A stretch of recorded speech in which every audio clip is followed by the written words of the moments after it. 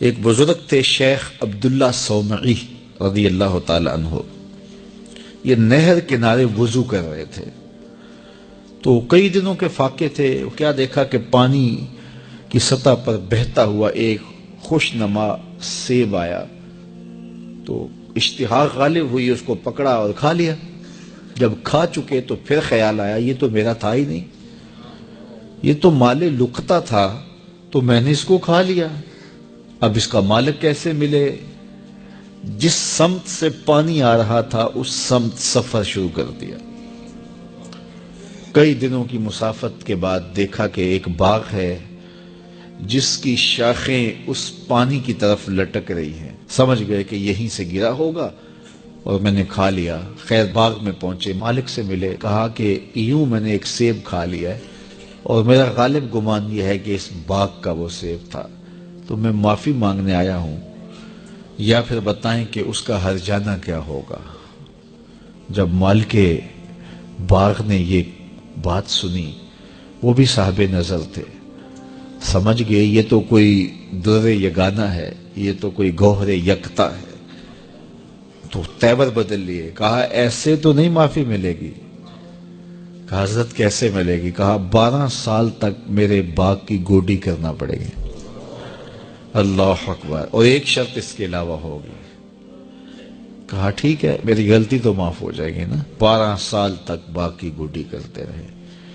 ایک دن فرمانے لگے وہ صاحب باغ جو تھے کہ عبداللہ کوئی سیب توڑ کے لاؤ، مہمان آئے ہیں. تو وہ سیب توڑ کے لائے تو وہ کچے ہی تھے.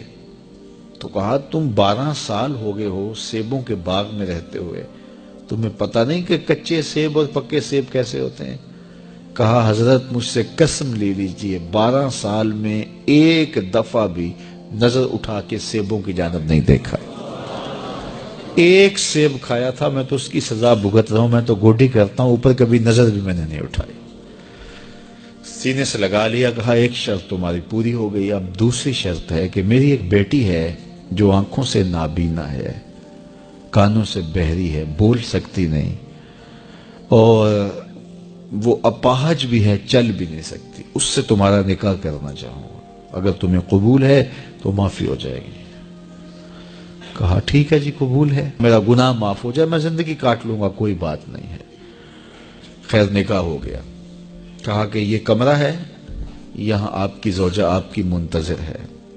جب وہاں گئے تو ایک خوب رو دوشیزہ منتظر تھی. تو فوراً پلٹے کہ میں غلطی سے کسی اور کمرے میں آ گیا ہوں. پلٹتے ہوئے دروازے کی چوگاٹ سے سر پھٹ گیا، خون بہنے لگا. جب باہر آئے تو صحن میں پہنچے تو وہ بزرگ وہاں تھے. کہا کیا ہوا؟ کہ حضرت ایک غلطی کی سزا اتنی کاٹی، اب کہیں دوسری غلطی نہ ہو جائے. وہ تو کوئی اور ہے خاتون. کہا وہی تمہاری زوجہ ہے. تو میں بتاؤں کہ وہ بہری کیوں ہے؟ آج تک اس نے غیر محرم کی آواز نہیں سنی. تو میں بتاؤں کہ وہ بول کیوں نہیں سکتی؟ آج تک اس نے غیر محرم سے کلام نہیں کیا. اندھی اس طرح ہے، آج تک اس نے غیر محرم کو نہیں دیکھا. اور اپاہج اس طرح ہے، چل کے کبھی گھر کی دہلیز سے گئی نہیں ہے. تو اس خاتون اور حضرت عبداللہ صومعی کا جب نکاح ہوا اور پھر ان سے اللہ نے ان کو ایک بچہ دیا جس کا نام ہے الشیخ عبد القادر جیلانی. جب ماں باپ اس طرح کے ہوں تو بیٹے اس طرح کے ہی ہوتے ہیں. باپ کا لقمہ پاک اور ماں اپنی آبرو کی کیسی محافظہ. پھر در یگانہ اور گوہر یکتا جو پیدا ہوتا ہے وہ دین کی احیاء کرنے والا ہے، دین کی مردہ قدروں کو نئی زندگی دینے والا ہے. حضرت ملا علی قاری لکھتے ہیں کہ حضور غوث اعظم جب مجلس واعظ کرنے بیٹھتے تو 70 ہزار کا اجتماع آپ کے مجمع میں ہوتا، اور عمومی طور پہ اللہ کی رحمتوں کے حوالے سے بات کرتے. اور جس دن آپ اللہ کے قہر، غضب اور جلال کی بات کرتے کئی جنازے اٹھتے. یہ آپ کی گفتگو کے اندر عصر کا رنگ اور شیرینی تھی. اللہ اکبر. تو باپ دیکھیے کہ رزق کے معاملے میں کتنا محتاط ہے، اور ماں دیکھیے اپنی عصمت کی کتنی حفاظت کرنے والی ہے۔ مائیں بچوں کی تربیت کرتی ہیں، ماؤں کے طریقے سے، ماؤں کے ذریعے سے پاکیزہ صفت بچے جنم لیتے ہیں، تو لہٰذا ماؤں کو اچھی تربیت کا حامل ہونا چاہیے تاکہ وہ آگے اچھی تربیت خود کر سکیں۔ حضور علیہ السلام کے فرامین میں سے ایک انتہائی اہم فرمان ہے، ان الحلال بین و ان الحرام بین۔ حلال بھی واضح ہے اور حرام بھی واضح۔ حلال اور حرام کے درمیان کچھ چیزیں شبہ والی ہیں، لا یعلمہن کثیر من الناس، زیادہ لوگ ان کو جانتے نہیں۔ جو شبہ والی چیزوں میں پڑ گیا وہ حرام میں پڑ گیا۔ ہمیں اگر پتہ چلے کہ فلاں ہوٹل میں جو کھانا ملتا ہے اس میں کوئی ایسی چیز ہوتی ہے تو ہم اعراض کر جاتے ہیں، 2 قدم آگے چلے جاتے ہیں کہ ہم صحت کے ساتھ کھلواڑ نہیں کریں گے۔ اسی طرح ہم اپنی امور زندگی میں یہ ضابطہ طے کر لیں کہ ہر وہ ذریعہ رزق جس میں ہمیں اندیشہ ہو کہ اس میں شبہ ہے، تو ہمارے لیے ہمارے جسم کی ساخت اللہ نے اس طرح تو نہیں بنائی کہ ہم وہی کام کریں اور کوئی کر نہیں سکتے، تو ہمیں اس کام سے گریز کر کے اس کام پہ جانا چاہیے جو بالکل حلال ہو۔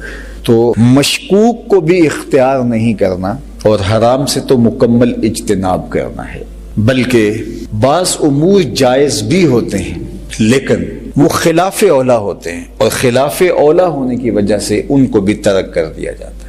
صحابہ تابعین کو کہنے لگے کہ جن چیزوں کو تم معمولی سمجھ کے اختیار کرتے ہو، ہم ان چیزوں کو حضور کے دور میں مہلکات میں سے سمجھتے تھے کہ یہ چیزیں ہلاک کر دینے والی، اور ہم اس بات کا بہت زیادہ التزام کرتے تھے کہ اپنے معاملات کو بالکل صاف رکھا جائے۔ اسی طرح تقوی انتہائی احتیاط کا نام ہے۔ حضرت امام اعظم ابو حنیفہ علیہ رحمہ نے کسی سے قرض لینا تھا تو اس کے ہاں تشریف لے گئے قرض کے تقاضے کے لیے، دروازے پہ دستک دی اور پیچھے ہٹ کے دھوپ میں کھڑے ہو کے صاحب خانہ کا انتظار کرنے لگے۔ دھوپ بہت سخت تھی اور دیوار کا سایہ پڑ رہا تھا، تو کسی نے گزرتے ہوئے کہا کہ آپ سائے میں کیوں نہیں کھڑے ہو جاتے؟ تو فرمایا کہ صاحب خانہ سے میں نے قرض لینا ہے، اور جس سے قرض لینا ہو اس سے کوئی نفع حاصل کرنا سود ہوتا ہے، تو میں ڈرتا ہوں کہ کہیں یہ سود کے زمرے میں نہ آ جائے۔ حالانکہ یہ اس قبیل کی چیز نہیں تھی، لیکن سکھلانے کے لیے یہ احتیاط۔ حضرت امام احمد بن حنبل، ان کے پاس ایک خاتون آئی مسئلہ پوچھنے کے لیے، میں سود کاٹتی ہوں اور بازار میں فروخت ہوتا ہے میرے ہاتھ کا کاٹا ہوا سود، اور کبھی ایسا ہوتا ہے کہ میں چاندنی راتوں میں سود کاٹ لیتی ہوں، اور اس طرح کبھی بادشاہ کی سواری گزرتی ہے تو آگے شمع لیے خادم چل رہے ہوتے ہیں تو ماحول میں روشنی بڑھ جاتی ہے، تو میں پھر وہاں بھی کاٹ لیتی ہوں۔ تو میں یہ پوچھنا ہے کہ وہ کاٹا ہوا سود جو بادشاہ کی سواری کے ساتھ چلتے ہوئے چراغوں کی روشنی میں کاٹا گیا ہوتا ہے، وہ میرے لیے کاٹنا جائز ہے؟ اور دوسرا کہ وہ رات کے جو چاندنی میں کاٹا گیا سوت اور دن کے اجالے میں جو کاٹا گیا سوت، اس کی کوالٹی میں تھوڑا سا فرق ہو سکتا ہے، اگرچہ میں کوشش کرتی ہوں، تو کیا میں اس کو مکس کر کے بیچ سکتی ہوں؟ تو امام احمد بن حنبل نے اس خاتون سے پوچھا کہ تمہارا تعارف کیا ہے؟ اس نے کہا کہ آپ مسئلہ بتائیے، سائل سے اس کی ذات تو نہیں پوچھی جاتی۔ تو آپ فرمانے لگے کچھ مسائل ایسے ہوتے ہیں کہ سائل کی حیثیت سے مسئلے کی نوعیت بدلتی ہے، تمہیں بتانا پڑے گا تم کون ہو۔ تو اس نے کہا کہ میں بشر حافی کی ہمشیرہ، تو فرمایا خاتون تمہارے لیے جائز نہیں ہے۔